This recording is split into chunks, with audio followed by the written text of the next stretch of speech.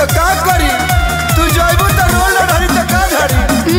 अरे टेंशन मत लो, तार व्यवस्था टाइट क के जाता नी। अच्छा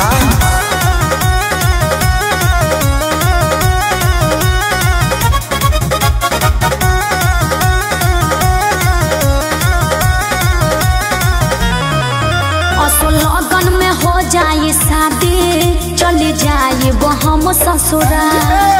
अरे सुनत हो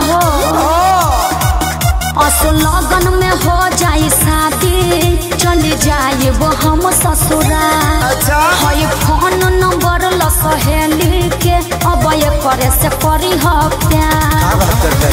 हमके न कही हम फरेबी हो, बिल्कुल ना जाने तुम तो जाने तुम तो जाने तुम तो मीठी जलेबी हो, सुनो ना भर मगी तुम देवी हो। जाने तुम तो मीठी जलेबी हो, सुनो ना भर मगी तुम देवी हो। सही में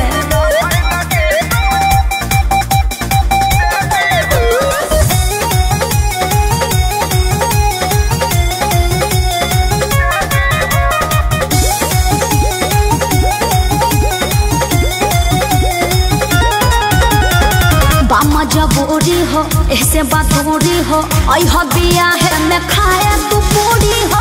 कबो न रोही हो हमके न जोही हो, पापा के इज्जत खातिर बाई जरूरी हो।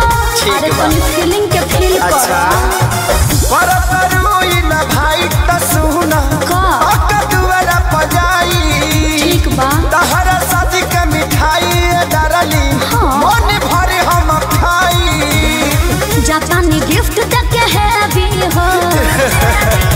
जाने तुम तो जाने तुम तो जाने तुम तो मीठी जलेबी हो, सुनो ना भर जाने तुम तो मीठी जलेबी हो, सुनो ना भर लगे तुम देवी हो। वो कैसे हो? तू जब अपना सहेली के नंबर दे देबे तो हमरे नया चीज बेटा जाए ना। आई लव यू जाने आई लव यू।